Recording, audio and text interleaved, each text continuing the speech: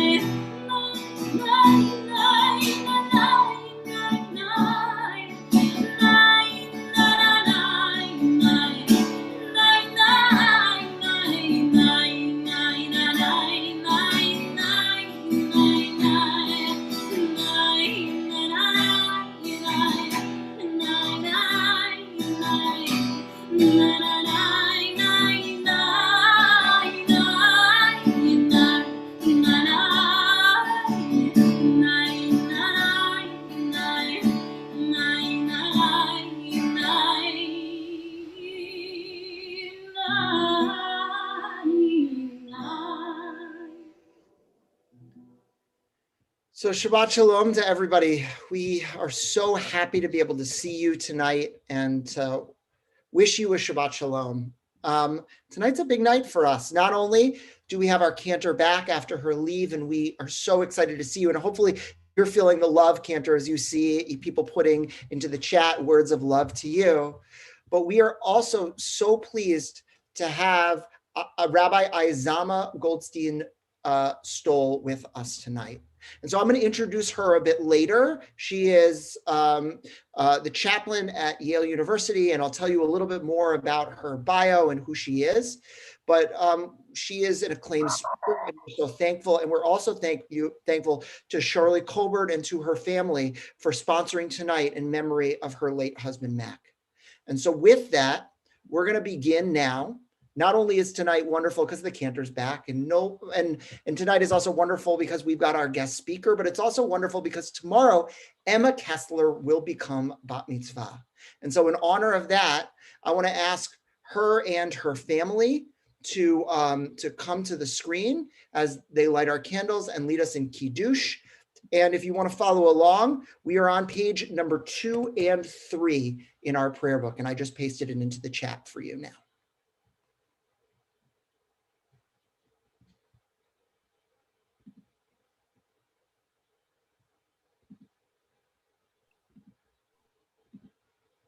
Baruch atah Adonai Eloheinu melech haolam asher kinishanu b'mitzvotav v'tzivanu lecha. Baruch atah Adonai Eloheinu melech haolam asher kinishanu b'mitzvotav v'tzivanu lecha ner shel Shabbat. We're going to move forward now, page number 5, our Kiddush. Baruch atah Adonai Eloheinu melech haolam borei pori hagafen Baruch atah Adonai Eloheinu melech haolam asher kishanu b'mitzvotav v'ratzav b'anu v'shabbat kodsho b'achava u'ratzon hilanu zikaron lema'aseh v'reshit ki hu yom tehillah lemikra'e kodesh Echeletiat Mitzrayim, Kivanu v'charta, Lotanu kidashta, Mikol ha'amim, V'shabbat koshecha, V'chava u'ratzon, Inhaltanu. Baruch atah Adonai Mekadesh HaShabbat. Amen. Amen. And so we want to say Mazel Tov, Emma, to you and to your whole family. And feel free into the chat to write Mazel Tov to Emma and to her whole family. And in addition to that, just a plug for tomorrow morning, Emma has a really great Devar Torah. And so if you want to hear her words of wisdom, feel free, log on. It's at 10 a.m. So as we've been doing most weeks, I want to hear from you at the start of our service. And so I've got a quote and a question that I want to ask. And so here it is. This is a beautiful reading from Naomi Levy in her book, Talking to God. A prayer for daily insight. Open my eyes, God. Help me to perceive what I have ignored, to uncover what I have forgotten, to find what I have been searching for. Remind me that I don't have to journey far to discover something new, for miracles surround me. Blessings and holiness abound, and you are near. Amen. And so the question that I hope that you'll put into the chat as we continue on page 20 with the singing of Lecha Dodi is this question based on what she just wrote. What would you be able to see clearly if only your eyes were more open? So what do you wish your eyes were more open to see? Maybe you've gotten glimpses of it, but not always. And you often miss it, you often sleepwalk through it. So what do you hope to be able to see clearer if only your eyes were more open?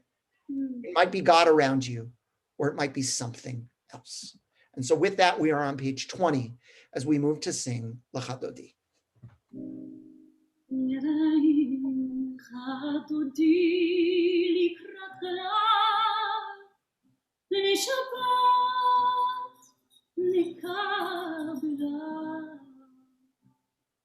Lecha Dodi likirat kalaya, ya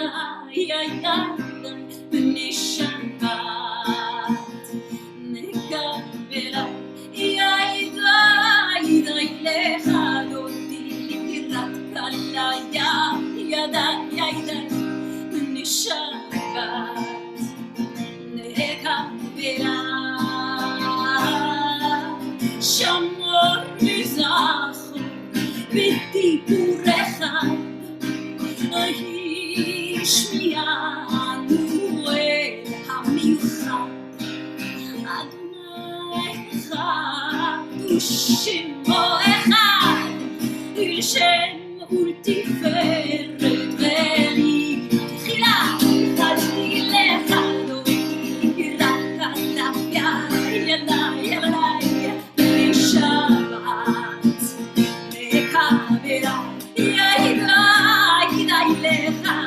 מקבלה. כדאי לך דודי רק עליו ילדי בשבת מקבלה. לקראת שבת לכו ונלכה, כי מקור המלאכה מראש מתקדם נשוכה, בסוף מעשה למחשבה תחילה.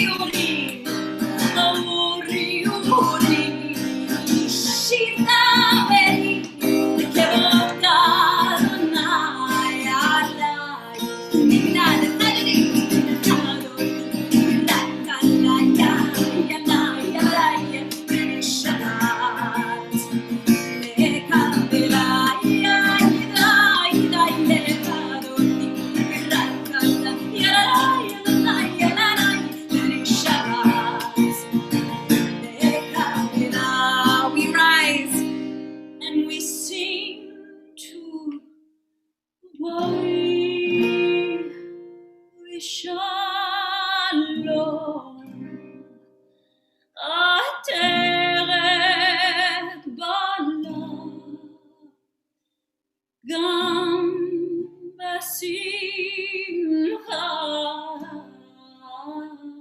ubitzola,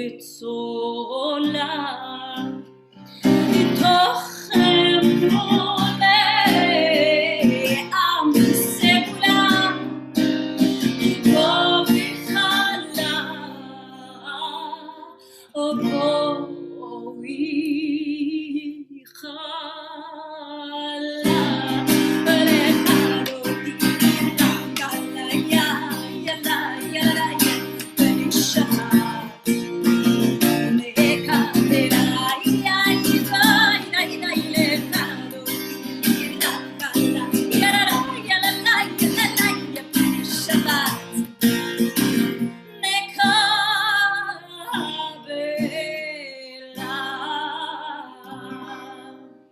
We're going to remain standing as we turn to page 28 for the Baruch.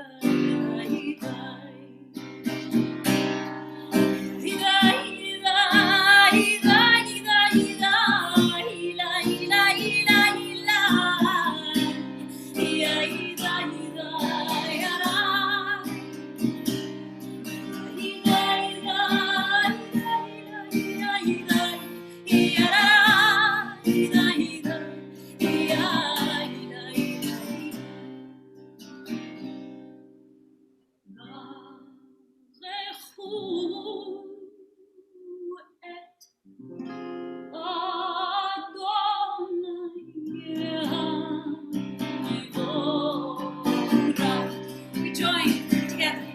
Baruch Adonai Leolam, Leolam. One more time on Yadai.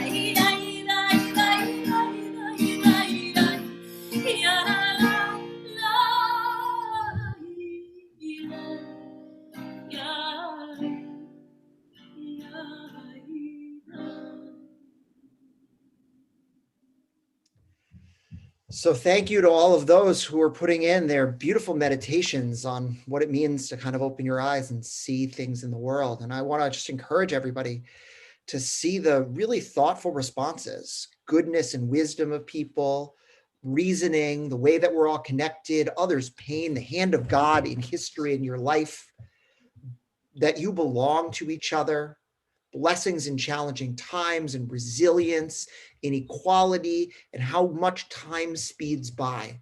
Opportunities to choose different ways to invest your time, and opportunities to be more helpful, both near and far.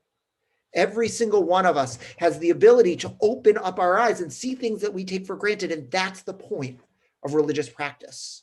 It's to enliven us. It's to make us more acutely aware of those little things around us, to make our antenna go up, to make our ability to experience the world feel more tactile and real. And hopefully as you pray, you get that as well. And one piece is also being in community. We wished, by the way, Emma, congratulations, and we welcome the cantor back. But I forgot at the beginning to also wish the Malkin family Mazel Tov. It's the first service that they are with us right now since they had their baby Nadav. And so we want to wish them a huge Mazel Tov as well. And we are so glad to have another wonderful member of our community. And so with that, we're going to turn to the words up on our screen, Bichochma Poteach, that in wisdom, God opens up the gates, causing light and dark to shine on the world.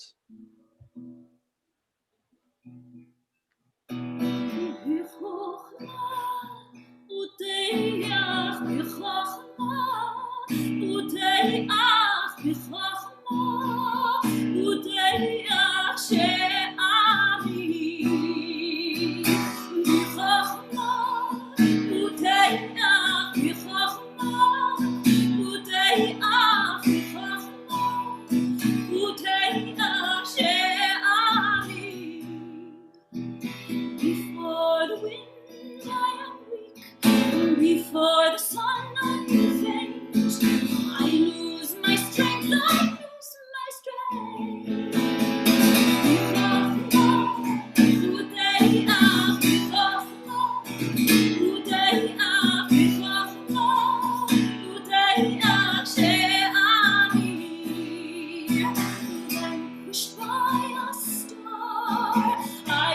to the knees. I lose my strength, I lose my strength.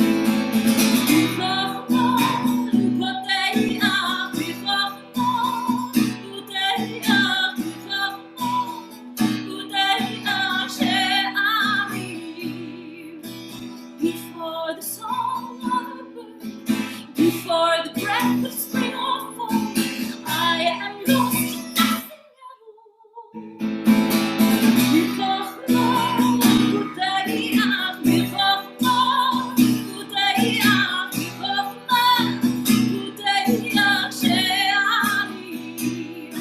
Before the miracles, Baruch atah Adonai Ha'ma'ariv Aravim.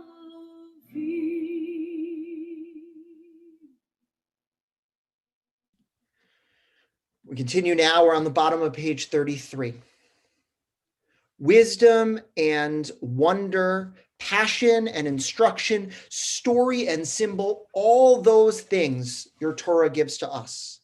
And the more we devote ourselves to it, the more it grows and gives. What could be a truer token of your abiding love than this holiest of your works and the living language that gives it form? Baruch atah Adonai, Ohev Amo Yisrael. Shema Yisrael, Adonai Eloheinu, Adonai Echad.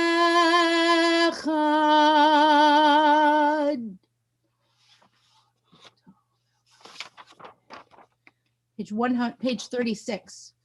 V'ahavta et Adonai Elohecha b'chol levavcha u'v'chol nafshecha u'v'chol me'odecha v'hayu hadvarim ha'ele asher anochi mitzavecha hayom al levavecha v'shinantam levanecha v'dibarta bam v'shiftecha b'veitecha uv'lechtecha v'derech uv'shochbecha uv'kumecha ukshartam leot al yadecha v'hayu letotafot beinenecha uchtavtam al mezuzot beitecha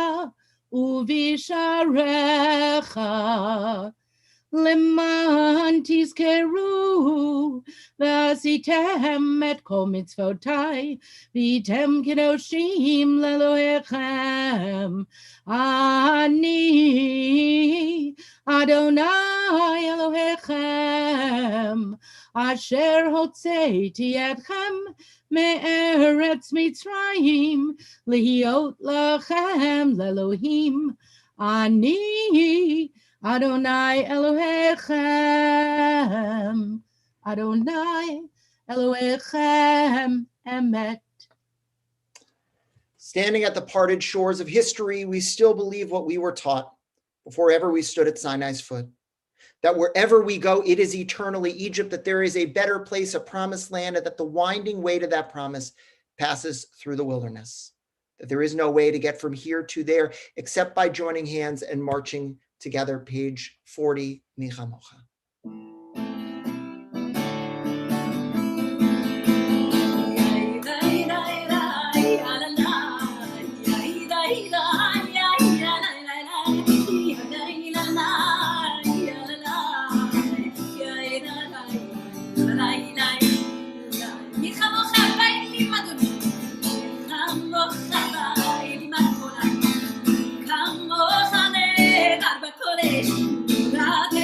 Come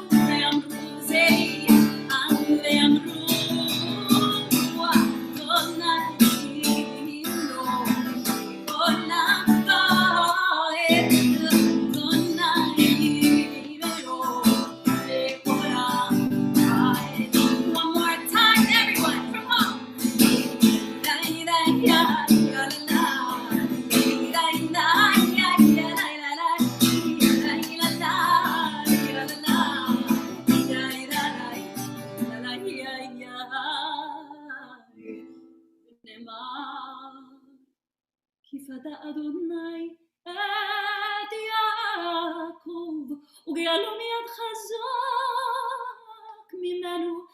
ברוך אתה אדוני גאל ישראל. We're going to move forward, page 42. Hashkivenu.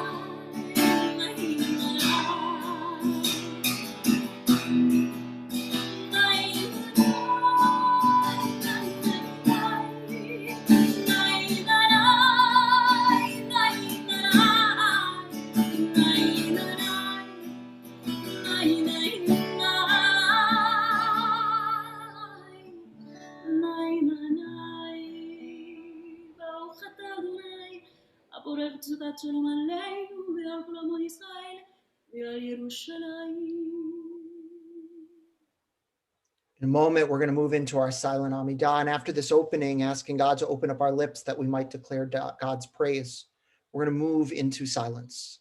Praying you the traditional words are the words of your heart through page number 62. So I'll ask us to rise as we move into that central prayer of our evening worship, the Amidah.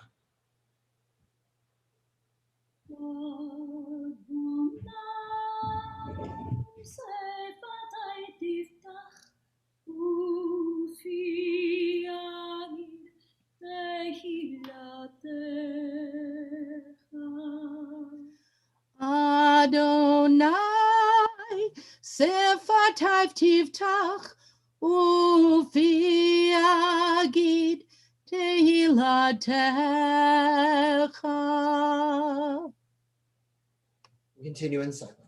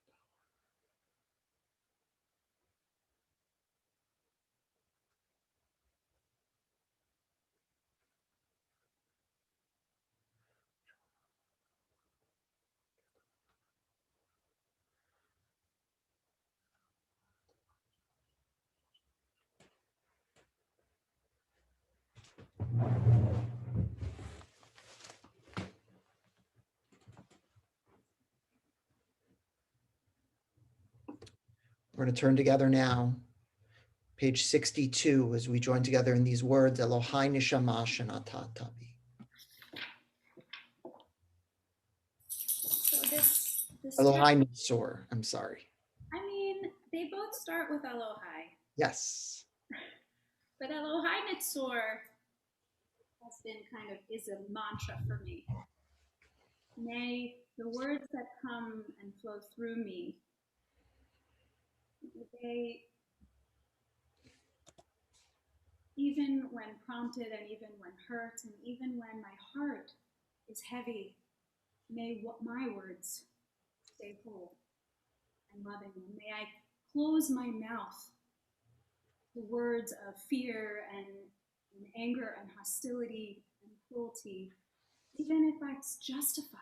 May I close my mouth to those words, standing up for justice, yes, and doing it in a way that is whole and good, with compassion. And so these are the words of Elohai Netzor, and my wife is going to join me.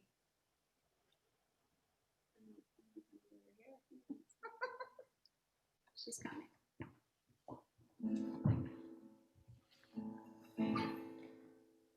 Elohai, Elohai, Elohai Netzor, Lishoni me'era, Lishoni me'era.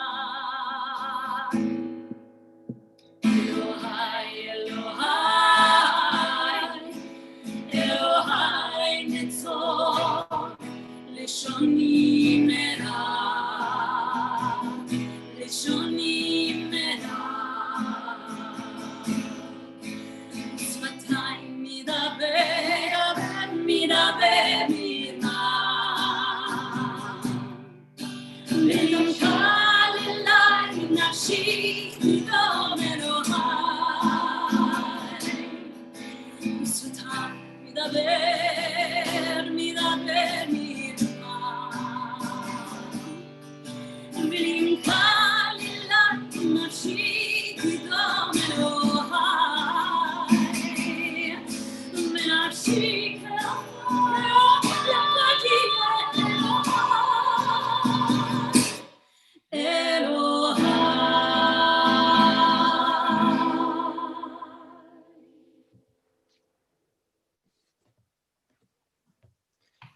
So we're going to move now into our prayer for healing, into our Misha Barak, which you can find on page 253.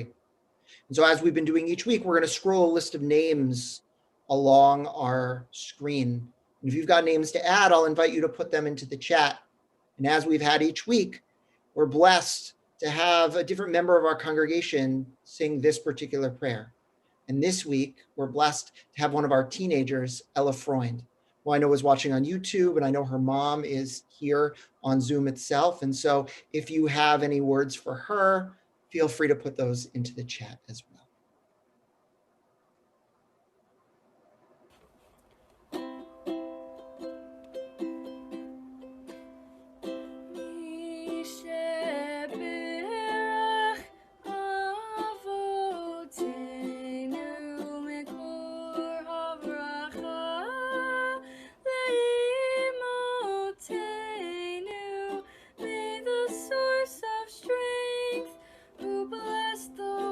Before us, help us find the courage to make our lives a blessing, and let us say Amen. Yisheberach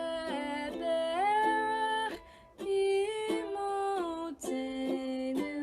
mekor havracha.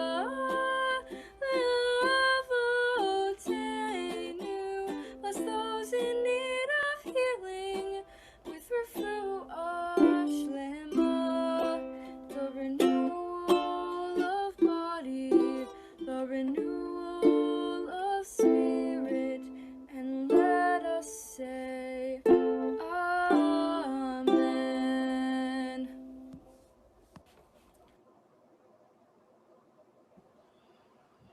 So we pray for all of those people named and all those that remain in our thoughts. And normally this is when I would give a sermon or a Devar Torah, but we're actually going to save those words until the end. That way we can have a slightly more elongated program than a 10-minute Devar Torah as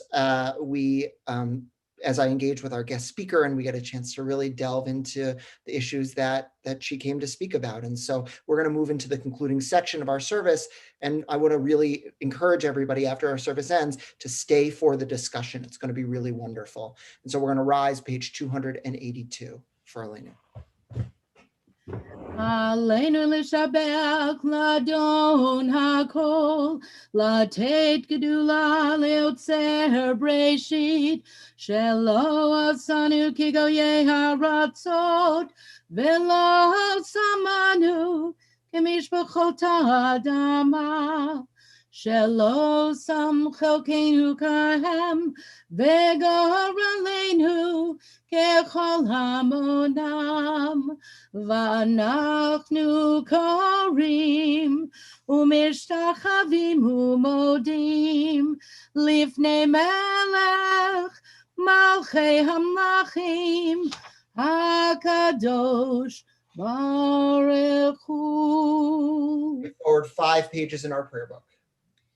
V'nemar v'haya Adonai lemelech al kol haaretz bayom hahu yeh Adonai echad u'shemo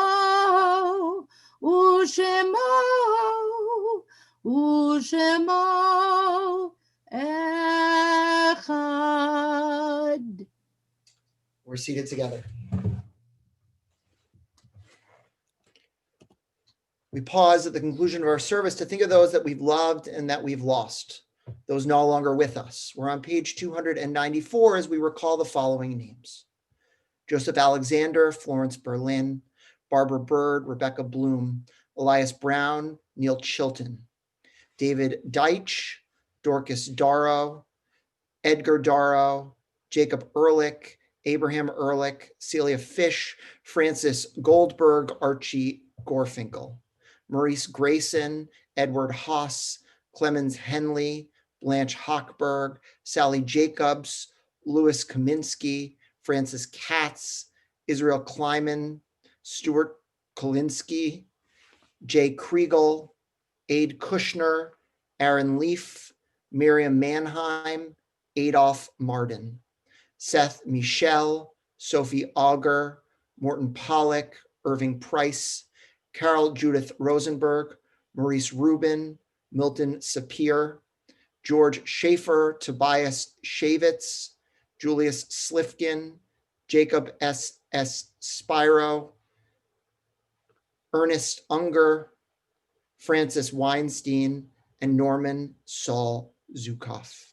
And those who are in their Shiva and Shloshim periods of mourning, we remember Linda Gerwitz, stepmother of Amy Gerwitz, our member Claudette Pfeffer, Jeffrey Colin, brother of Ken Colin, June Mintz, godmother of Brian Arbor, and Benjamin and Meg Arbor, cousins of Brian Arbor. I'll invite anybody else who's thinking about a name to put that into the chat, either someone of a yard site that wasn't on that list or someone for whom you are in Shana, your first year of mourning. We turn to page 294, and I'll invite us to rise as we join in the mourners' Kaddish. Yitgadal v'yitkadash shemei Rabbah. V'yalma divrach chirutei v'yamlich malchutei. V'chayachon u'v'yomechon u'v'chayei d'chol Beit Yisrael. Bagala u'vizman kariv v'imru amin. Yehi shmei Rabbah mevarach li'olam u'lamei almaya. Yitbarach v'yishtabach v'yitpa'ar v'yitramam v'yitnaseh. V'yitadar v'yitaleh v'yitalal shmei dekudesha b'richu. Leila min kol birchata v'shirata. Tushbechata v'nechamata tamiram v'yama v'imru amin. Yehi shlomo Rabbah min shemaya. V'chaim aleinu ve'al kol Yisrael v'imru amin.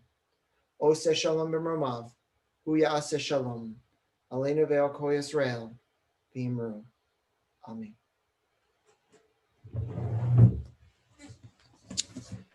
Please be seated. So before we move into our closing song, and we welcome Rabbi Azama to the screen and get the chance to hear from her, just a few announcements about other things that are going on. So tomorrow morning, services begin at 10 a.m. There is a 9 a.m. Torah study before that. And Ronnie, I'll throw it to you to talk Saturday night. Saturday night, that's tomorrow night, as Shabbat draws to a close.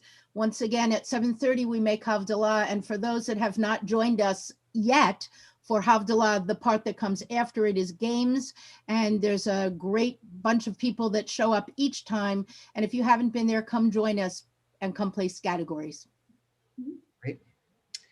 I also want to ask, because of the theme of tonight, if there's anybody, maybe Joanna Lukes, who wants to pop on and introduce the Racial Justice Task Force and a few of the other programs happening, including if somebody wants to talk about our film fests, and I can cover everything, but I want to give a chance for them if they want to do that. So I'm allowing them to unmute themselves. Anybody want to pop on?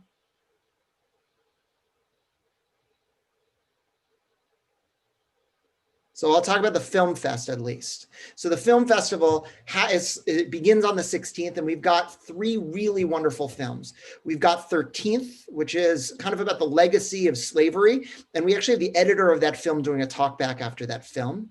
We have Aquila and the Bee for younger students.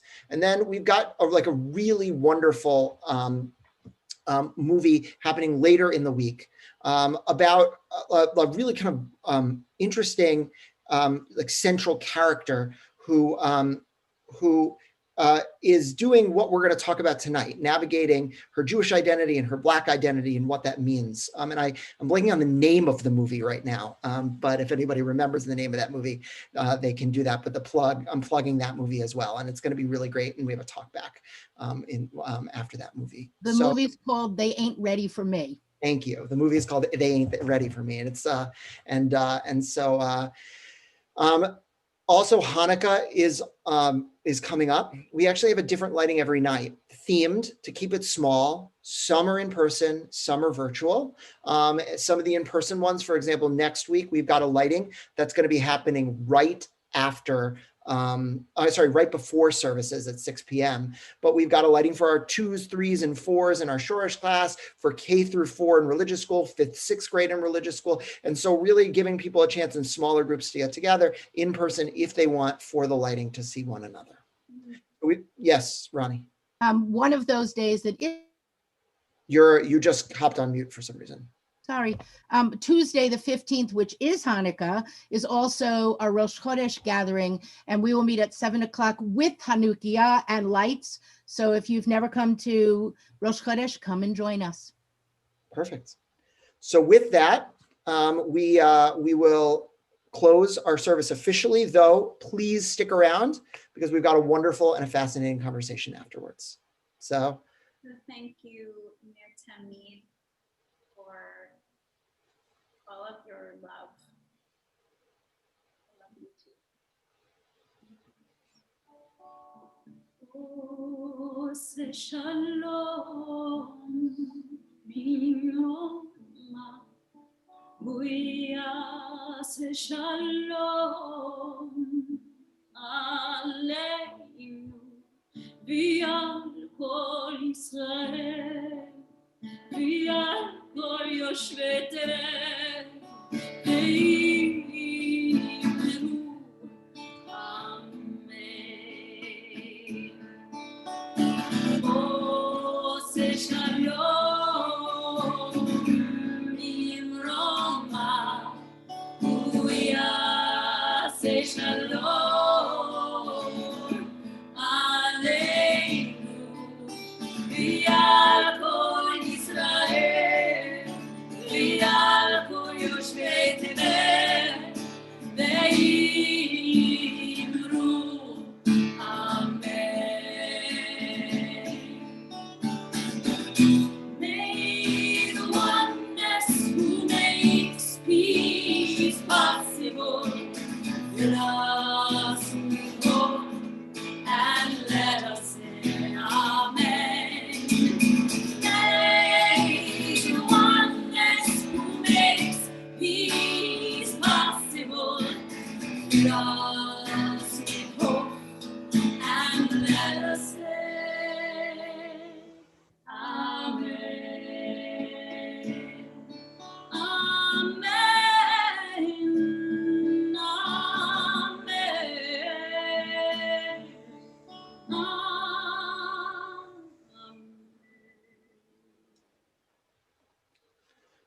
Wonderful. So we're going to move now into the formal programmatic part of our service. And so I want to say Shabbat Shalom to everyone. And before we actually formally begin, I want to call Andrea Berlin to unmute herself into the screen to introduce herself on behalf of the Racial Justice Task Force, who is putting tonight on, and just tell you a little bit about their mission and what they're doing. We intentionally are keeping that particular group, the core group, small, because decisions are made quicker with small. And our mission is to figure out how to broaden it to make sure that the whole congregation gets involved in the specific pieces of everything that the task force is coordinating. So, Andrea. Yeah, thanks so much. So many of you stood up and said that you wanted to be involved, whether that's learning with us or taking action with us by signing the Racial Justice Pledge that went out just after the rabbi's Erev Yom Kippur sermon, I believe it was. So thanks to all of you who are engaged already. This is a small task force really focused on issues of racial justice around education for the whole community, around outreach and hospitality, and around action. So if any of those things are interesting to you, we encourage you to get involved. Look for our actions and activities in the weekly e-garret and in special messages that'll come out from the task force directly. The rabbi mentioned the film festival already, which is dealing with themes around racial justice. And we're so excited to have Rabbi Goldstein-Stahl speaking with us tonight to help share some of her experience so that we can learn from it. And looking forward to learning with you all over the course of this year and beyond. This is something that doesn't have a beginning and end. This is something we're going to be working on forever. And we're committed to that, and hope you'll join us. Thank you. So tonight's program is, and I mentioned this at the beginning, is sponsored by Shirley Colbert and her family, and it's in memory of her late husband, Mac. And in fact, Stuart, her son, emailed me and said how excited he was, not only because his dad, Mac, cared so much about racial justice, but also because their family has a connection to Yale. And so I am pleased to be able to introduce our speaker tonight. And so Rabbi Izama Goldstein-Stahl comes to us from Yale University. She is the senior Jewish educator at the Slifka Center for Jewish Life at Yale. She was ordained in the Reform movement, same place that I was and that Rabbi Kushner was, Hebrew Union College, though she went to Cincinnati, and originally from Washington, D.C. She's been shaped really her whole life by the Reform movement and has a really impressive biography and pedigree. And so I'm going to actually paste her full bio into the chat. That way we can get directly to the conversation together. But I do want to say that we originally thought that she would be a wonderful speaker because she was on a panel that that Cantor Greenberg saw. And she came back and she said, look, I heard this wonderful speaker. I think that we should have her come. And then we came to find out that she grew up at Temple Ner Tamid and actually went to, I think, Shoresh here until she left, I think, at the age of 9 or 10. And so it's a little bit of a homecoming for her also. And so we're so pleased to have her here tonight. And so what I want to do, I think the easiest thing is if you go to Speaker View, you're going to be able to find both her and me pegged and highlighted. That way you can kind of easily see the two of us as I'm going to be in conversation with her and interviewing her. And so if you'll turn to Speaker View, I want to turn things over to her and say, welcome. Perfect. Thank you guys so much for having me. I do want to say, I don't know if you can hear, but hold on. I don't know if you can hear, but the thunder and lightning are raging in the background and the power has been flicking on and off. So if I cut out, I'm on the phone as well. We can do just the audio. Okay. You're the 301 number that's on. It sounds yes. Like. Okay, cool. So, I wanna just begin by having you just tell us a little bit about yourself. You basically, you're sitting in a great seat right now. I mean, the Slifka Center is an amazing center, and you have dedicated your life to working with college students. And so tell us basically, how did you get to be where you are right now? Absolutely. So actually, I say in my bio that I'm from Washington, D.C., but as you mentioned, it's not quite true. I actually spent the first 8 years of my life in Montclair, New Jersey.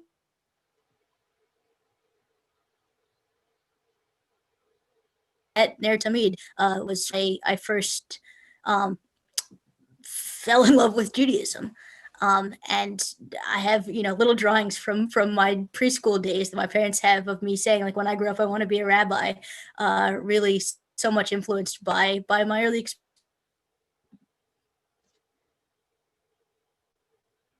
And as I think people have posted in that, from there it went on to be Camp Harlem and Nifty, and just a continued passion for Judaism and for serving the community and engaging in study and learning. So yeah, I went to Carleton College in Minnesota and then went straight to Hebrew Union College, first in Jerusalem and then in Cincinnati. And I've been at Yale now for 2 years, really serving some wonderful students here and getting to teach just a lot of great topics of interest. And fortunately, within the last 6 months, as I think the Jewish world has really been able to pivot and elevate the issue of racial justice in a more serious and earnest way. I've been invited to have a lot of conversations around the country with folks who are starting to wrestle with these questions. So I'm glad to be able to begin the conversation with you guys as well. With the caveat that this is new for everybody and we're all kind of wrestling. Nobody has the answers. So I'm happy to be in conversation with you and just share my perspective. Well, we're so glad that you're here. When you and I were originally talking about kind of what this night would look like, there were a lot of different opportunities and ways that we could engage. We talked about kind of the racial justice angle as a whole. One of the things that our community has decided to really take on, kind of these 3 pillars, right? One is, of course, racial justice out in the world and making sure this world is a better place. But number 2 is our own education. But number 3 is the specific challenge of what does it mean to be a diverse Jewish community? And there are studies, one out of California, that says that in certain parts of the country, at least 1 in 8 Jews is a Jew of color. And so it is more and more common, right, for people to understand that Judaism is diverse. But the problem is that there are these baggage pieces of people who may think that all Jews are white or all Jews are Ashkenazi. And I'm curious, kind of, what has your experience been like as a Jew of color, especially as you've been coming up through the leadership ranks of the Jewish community? Yeah, I think it's it's been hit and miss, right? I think that in some ways I've always found a real home in Reform Judaism and in most of the Jewish.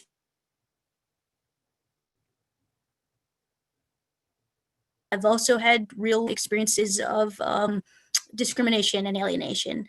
I remember not at Ner Tamid, but when we left Ner Tamid and moved to DC, some of my first memories of our congregation that we belonged to there were walking into the synagogue and people kind of approaching my mother and saying, "Oh, excuse me, ma'am, the service entrance is in the back. Like, this entrance is for congregants." And just a lot of experiences growing up, even from a young age, things like that. People coming up to me in high school, "Oh, the bathroom's out of toilet paper. Will you go fix that?" Just assumptions that you can't, if you don't look Jewish in a traditional stereotypic Ashkenazi way, then you probably don't belong here, that you're not here to be a full member of the community. Meanwhile, our spiritual home, and those experiences have grown and changed over time. I think my experience in rabbinical school and in the last couple of years really, even further has been wrestling with whether or not Reform Judaism is ready to see kind of leadership that doesn't necessarily look exactly like themselves. And so that's been where a lot of the conversations have shifted over the last couple of years. There were congregations when I was, coming up through rabbinical school who were like, "Wow, we would really love to have you as our rabbi, but you just don't look like our congregation. You just don't match our demographic." And having conversations about what does it mean to hold Judaism? What does it mean to be a leader as a Jew? and not have that kind of ability to mirror back to people and have them see themselves. And I think it's been an interesting point of tension and growth, but it's also been a great catalyst. History of Judaism and race that I really hadn't explored up until that point. Thank you. So it really sounds like there have been moments that have been very, very difficult, and that you've experienced a tremendous amount of racism, like both subtly and overtly within the community. I'm curious, do you see the tide changing? Today, by the way, if people haven't seen it, David Diggs just put out like an incredible Hanukkah song called basically I Want a Puppy for Hanukkah.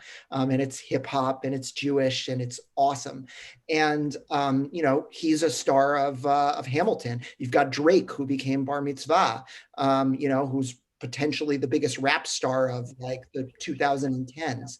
And I'm curious, what is the sea change looking like? And what is the role of Jews of color in that sea change? And then I'm going to get to what is the role of white Jews in being allies to Jews of color. But I'm curious about the first question first.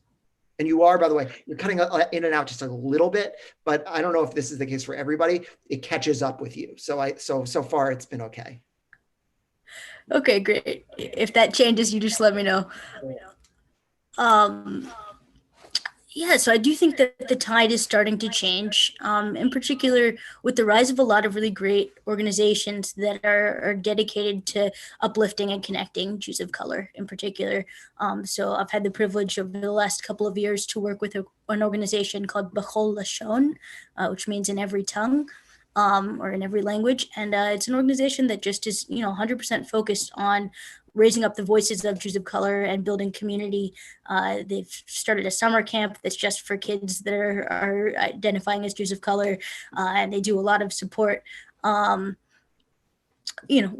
a wide variety of families, trying to provide them with resources and connect them to other people. Because I do think that the more leadership we have that represents and reflects Jews of color back to the broader Jewish community, the more people feel that they have a place and feel connected. And one of the things that I've really learned from working at B'chol Lashon is there are a lot of Jews of color that are disproportionately disengaged with institutional Judaism. So when you talk about what's the role of Jews of color, I think some of the role is to try to be, patient, assume best intentions. There are things that are going to happen when you walk into a space. Just, it's just the nature of, you don't look like everybody else. People are going to make certain assumptions, maybe. But to try to not internalize the message, if people are treating me differently, it means I don't belong here. And I think that was something that I wrestled with a lot coming up. As a teenager and a young adult myself. And I think it's something that I've talked to a lot of Jews of color about, that there's a feeling of, if you keep getting the message subtly that you feel like you don't belong, you can write yourself off from Judaism, and then you're really turning away from a rich tradition and a rich spiritual life and the potential to give a lot to a community. And I want to amplify that, but also say that it's also not the responsibility of Jews of color to deal with it or to educate everyone else, right? And so I'm curious, what is the, I guess first, what are the blind spots that many communities that have not been traditionally diverse, what do they have, right? During my High Holiday sermon, if people remember, one of the things I talked about, which was this mind-blowing article that I think was in Alma, was about the problem of Jewish geography. And how Jewish geography immediately shows who's in, who's out, who went to camp, who didn't go to camp, who grew up rich, who didn't. I'm curious, what are the blind spots that often, predominantly white Jewish spaces have, when a person of color walks in becomes noticeable? I think the number one blind spot that I find is of privilege, and how to hold in your head that you can have privileges in some areas of life and not and not in others, and how to balance that, right? So I think a lot of Jews say, oh, we experience anti-Semitism, I've had experiences of adversity in my life, therefore this conversation about racism, like, I don't really fit quite in, right? I'm not white, so I don't quite align with when people talk about whiteness. I imagine like a white Protestant. That's not my life, so this isn't my problem. And I think that as a Jew of certain norms within the community, that can be very alienating, because if you're not white, you're Jewish. I can't say like, I'm not black, I'm Jewish, right? It just doesn't work that way. And so I think it starts with acknowledging the ways that you do benefit from certain types of privilege, even, as your Jewish identity is intersectional with the other identities that you have. I think other assumptions, the belief that you have an entitlement to somebody's story, to other people's information, right? When a person of color walks into a synagogue and Jewish, or even, a more subtle question like, oh, do you come here often? What brings you here? Might feel and seem like a harmless question, but when you're coming into a space with the mindset, I'm afraid that I'm not going to belong, I'm afraid that I'm going to stand out, it can be internalized very quickly as like, these are people that are gatekeeping and trying to keep me out, as opposed to these are people that are just genuinely curious and welcome. So one of the things that I try to tell friends and people that I interact with who are, white Jews trying to figure out how to handle racism, and trying to be aware of their kind of internalized ways that they maybe are alienating people, is why are you asking? And if it's just because you're curious, maybe hold off and build a relationship with the person first, and then the story will come out. Because if you go to the punch of like, I want to be so welcoming that I'm going to learn all this information about people, I think it does make people prove themselves in a way that you might not intend. That's a couple that come to mind, but yeah. But it's an interesting tension, right? Because the same question from a white congregant to a white congregant that happens to be new can feel different if that congregant is black. And so, or Asian or Latinx, right? And I do want to say that we happen to be talking about race between white and black, but Jews of color come in many different hues. And I'm curious, like, does that mean that that white Jews have to be even more careful as they're talking to, let's say, a new person walks in and they're black? Can they grill them in the same way they would grill a white person, which you tend to find when a new person comes in, immediately playing Jewish geography, immediately figuring out, do you have something in common, those types of questions? Right. So I think when you have that conversation with a white person or with a person that passes as white, it's almost seen as like, I want to figure out what we have in common. I want to see, where our connections are, or, like you're trying to build up a shared rapport.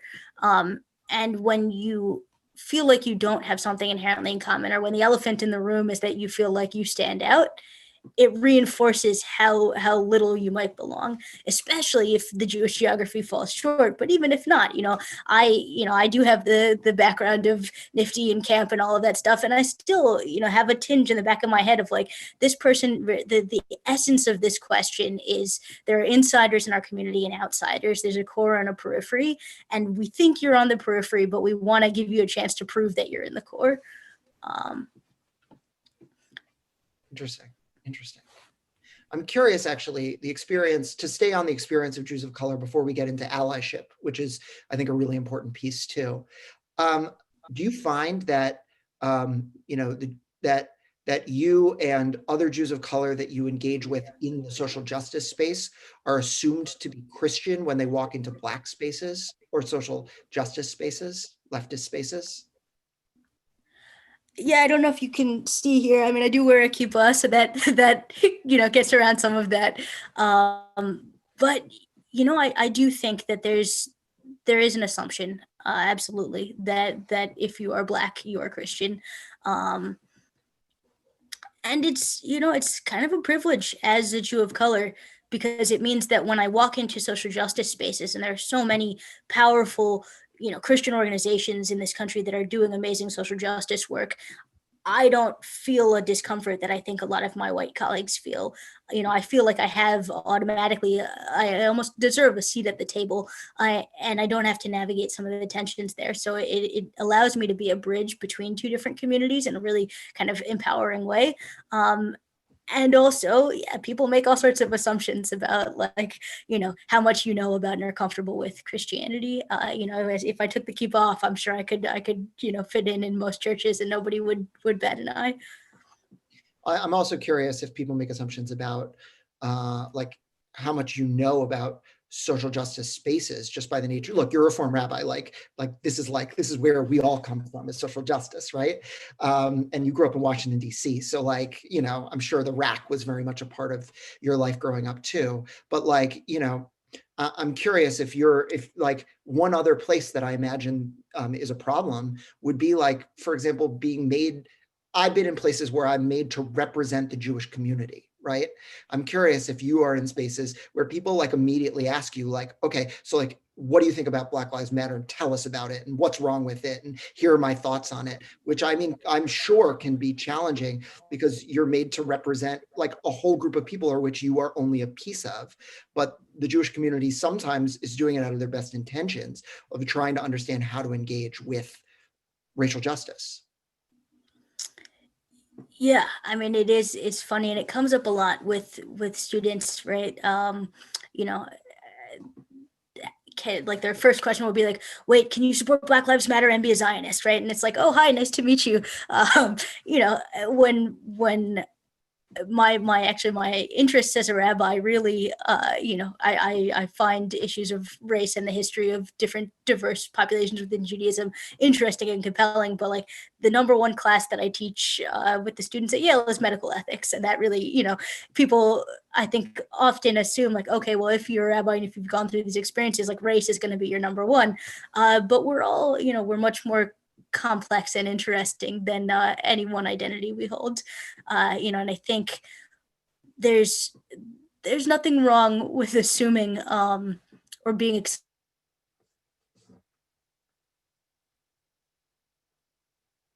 and hoping that they'll serve as an expert or be able to enrich your understanding of a topic.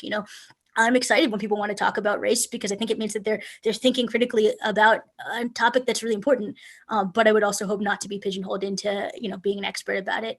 And certainly, if these are the experiences that I have as a rabbi, my brother he does cloud computing, right? He's the tech guy. He works for IBM. When he walks into a synagogue, people often ask him the same questions they'd ask me, and that's where the assumptions get a little confusing and crazy. It's just by being when you're the expert on issues around systemic inequality and injustice. And I think to that point, somebody put in the chat, but actually I think there's a member of your congregation, Jennifer Grayson, who is really, leading some of the scholarship right now on issues of race and Judaism, who's not Black. And so also when we assume that people just by nature of their race might have a position to speak, with substance on certain issues, we also ignore the voices of the people who aren't maybe of color, who have done their work and really, have become experts in this field as well. Good. That's a challenge in general that I've heard people who have a challenge with the left. And we're not talking about race right now. We're talking in general about if you're not part of a group, is your job always to just sit back and listen? Or if you've done the work, do you get a chance to actually lead? And so I'm curious, well, what is the role of allyship among a predominantly white Jewish community? And what role should the Jews of color, or can the Jews of color play in that synagogue when it comes to pursuing justice? And what does it mean as a community if the predominant leaders in your community are white, for you to then work with people of color writ large from every faith background to affect change? Yeah. So I think one of the things that's most important, if we were to separate out issues around race and racial justice versus issues of poverty or something that's more of a, purely social and ill, right, and not personal, is when you're going to work as a community to fight poverty, you're going to start by looking outward, and you're really going to try to engage primarily with people who are experiencing poverty in really kind of visceral ways. I think when we talk about race, we would maybe paint the picture of like an inside group and an outside group, but we're all people with races. And so the work really fundamentally starts by looking inward, regardless of who you are. And so much of the work, even before you begin to talk with people who have different perspectives and experiences, is to start to develop mindfulness of your own assumptions and look at stuff that's uncomfortable. Look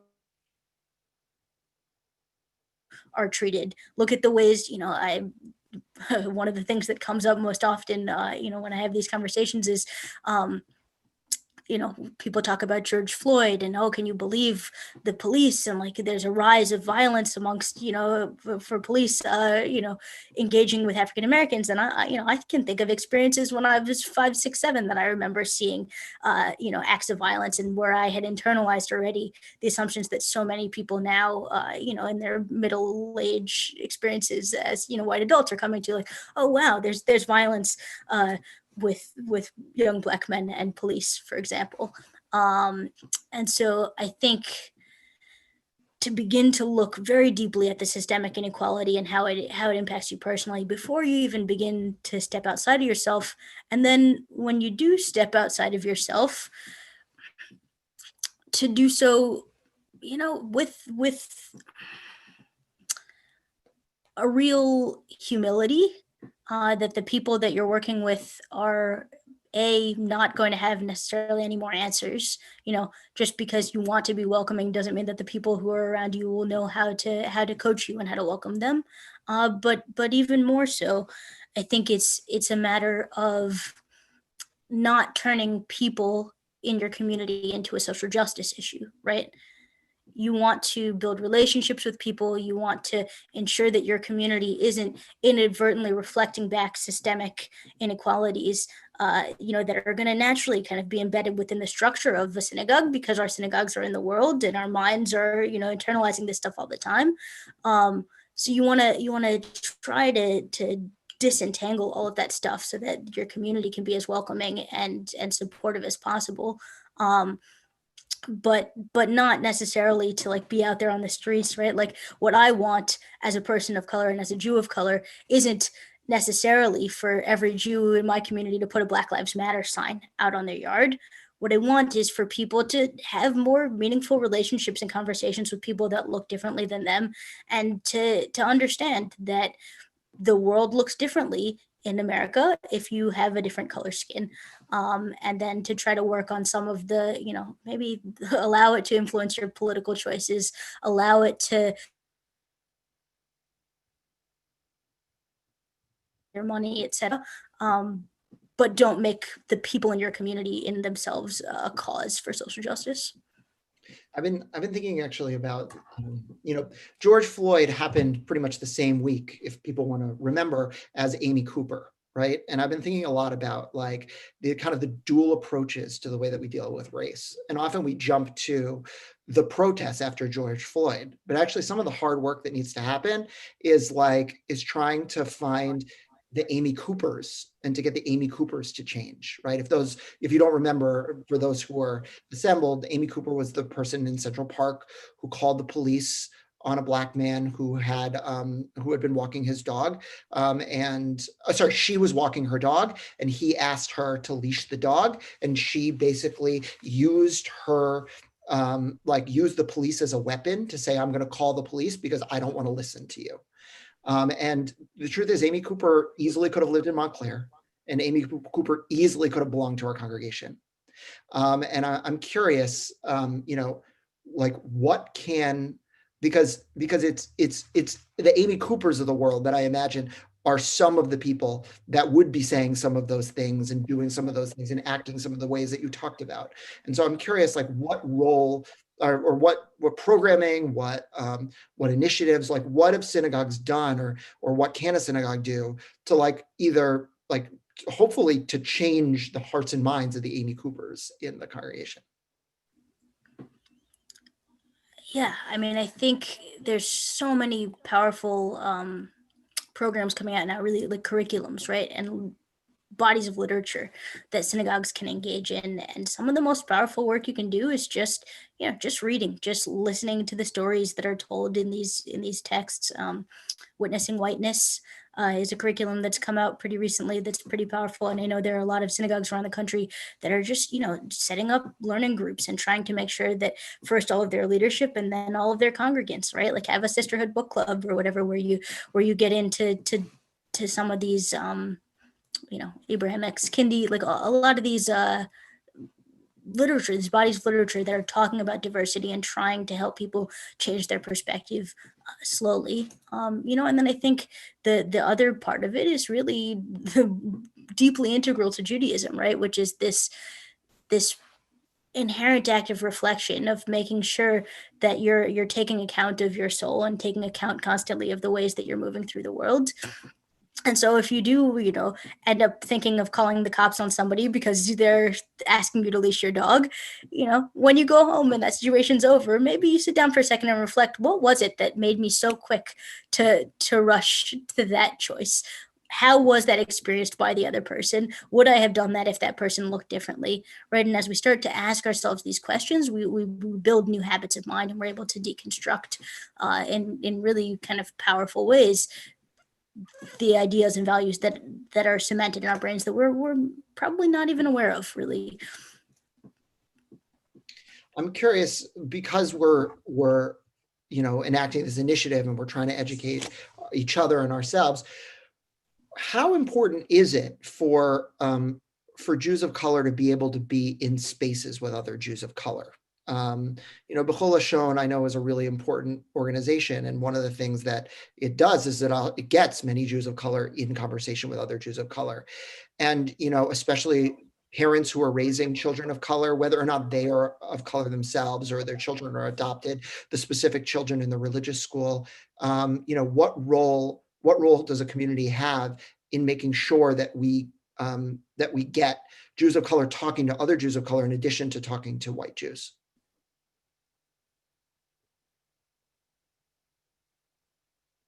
I have two thoughts on that. One is that it's super important to have spaces with people that look like you, people who are successful, who hold your identities, so that you have role models that you can try to model and know that you can be what you want to be in life. I think that just having the affirmation of people who have similar experiences, right? There's certain things that you're only going to get if you have, if you're from one particular block in West Bloomfield, and everybody on your block has a shared experience. There's certain things that nobody else in the world is going to understand because they didn't have that shared experience with you. And I think that's so much more magnified when you feel like you're a minority and then a minority within a minority. So it's really powerful and important to have those spaces of affirmation and diversity. I think it goes both ways.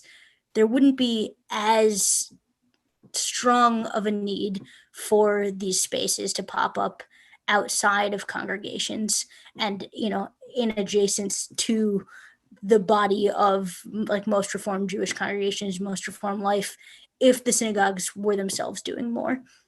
And if people didn't feel like they had no place to go, that they weren't understood and welcomed in their congregations. And so I think, it's important to maintain these spaces and allow people and encourage people to engage with people who have similar narratives to them. But a lot of the responsibility is really on who aren't in that minority, to make it a space where people don't, where people get that affirmation and feel like they belong. From the get-go. So I want to leave one final question, and then maybe we can take a couple questions afterwards if you want to put them into the chat, because we do have to end pretty soon. But flash forward, let's say the Jewish community does this work and it's 5-10 years down the line. You join a Jewish community. What does success look like?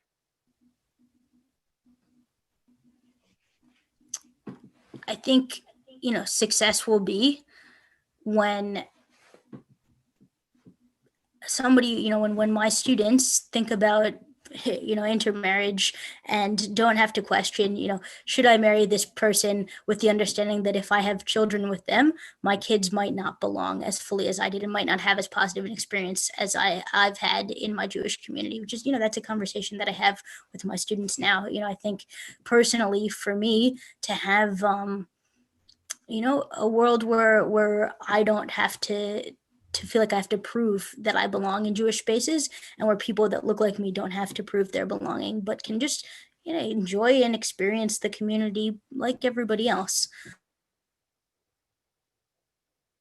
Leadership positions, I think we're starting to see that, so I was the second African American to be ordained in the Reform movement.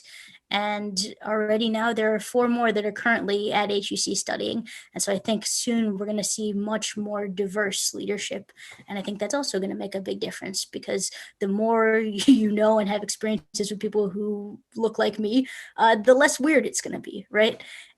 If a quarter of the synagogues in America had, that's a high number, right? If a tenth of the synagogues in America had rabbis of, Jews of color, Sephardic, Mizrahi, African American, Asian, Hispanic, whatever, if that was reflected back to us in the leadership and in, the heads of our Jewish organizations, then there wouldn't be a lot of the assumptions that we have right now, and the questions, the novelty would kind of wear off, and things would normalize a lot more.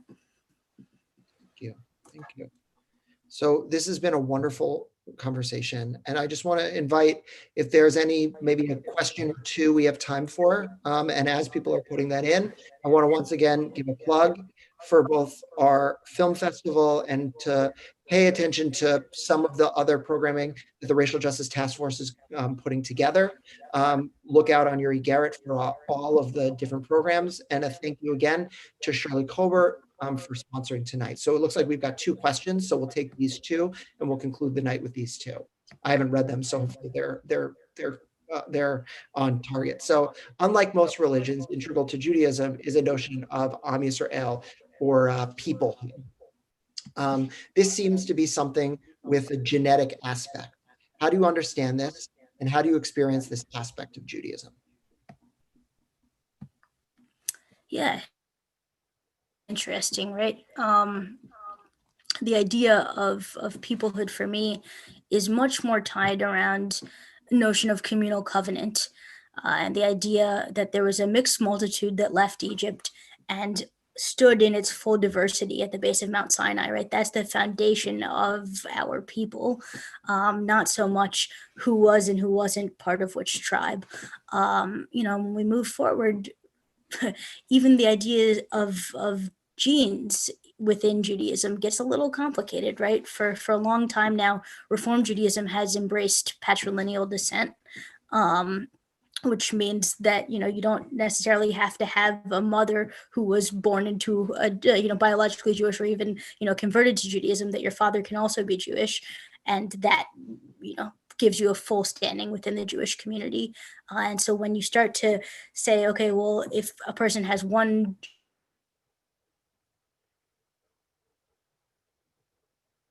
parent who's Asian or Hispanic and didn't grow up Jewish, does that water down their Judaism? No, of course, they're the same amount of Jewish as everybody else that was raised and is part of our communities.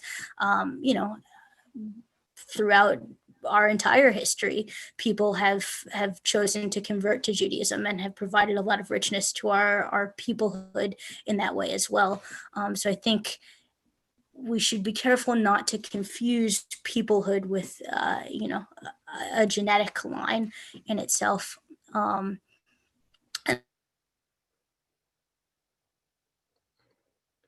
Include anybody that was to cast their lot with my faith and with this wonderful tradition as part of my people.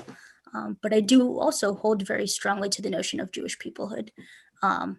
Though I will say ethnicity sometimes acts as a shibboleth, right? And I'm going to define shibboleth for everybody who is here.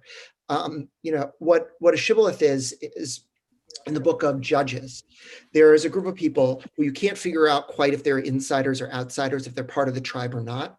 And so their particular like sect didn't know how to say the SH sound. They only knew how to say the S sound.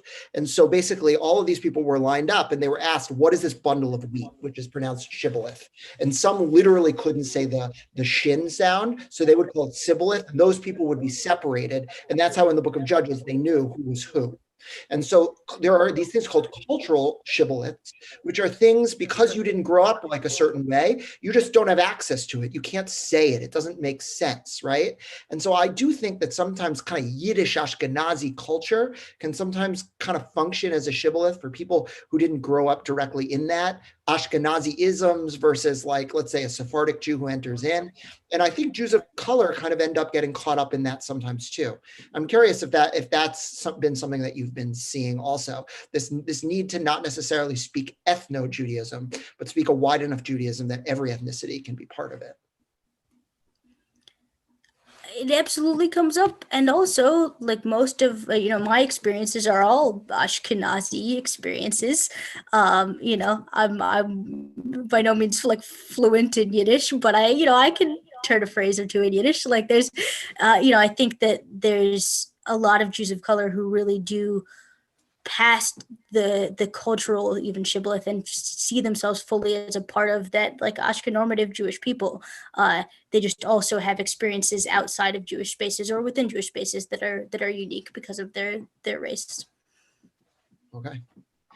I want to ask this final question, which Lisa Korn asked.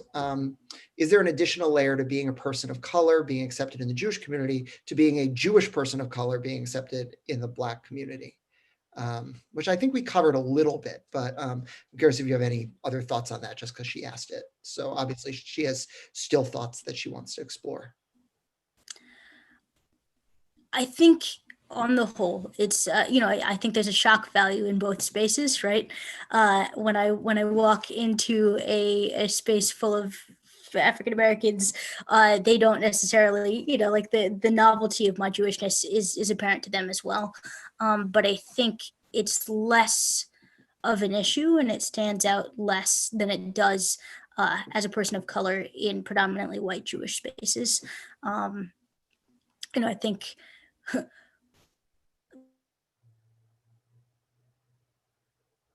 more of a choice for me. Right, I belong in the Black spaces by nature of identify with any elements of the culture. I do identify with certain elements of Black culture and have certain really exciting, profound experiences as a person of color that I have found really positive, but it's not there's a difference between being Black and having a Black experience in America and being Jewish, which is something that I've really kind of thrown myself into and have, been a part of in a much more kind of spiritually integral way. And so I think, there's also these questions within Jewish spaces of, are we cultural Jews? Like, is your Judaism about what is it about? Like you said, the shibboleth, right? But no, I think to answer the question, it stands out much more in Jewish spaces that I am Black than in Black spaces that I'm Jewish. Thank you so much. I echo many of the things in the chat of people saying thank you. I want to highlight one who is Lisa Hyman Sackman, who's involved in this work in our congregation, who wrote and say amen to it as we work to make our Jewish community less white-centered and much more inclusive of all parts of the Jewish diaspora. Your words will stay with us, and they truly will. And so we appreciate everything that you brought to the table. And this is a journey that we are all on, and you have helped immensely forwarding each of us in that journey. And we are so blessed to be able to be in conversation with you tonight and to learn from you. So thank you very, very much. Thank you for having me. So we're going to unpin our videos right now, and we can probably stop on YouTube. And what I'm going to do is we can go on to gallery. I'll give people a chance to unmute themselves just so we can say Shabbat Shalom to each other. Again,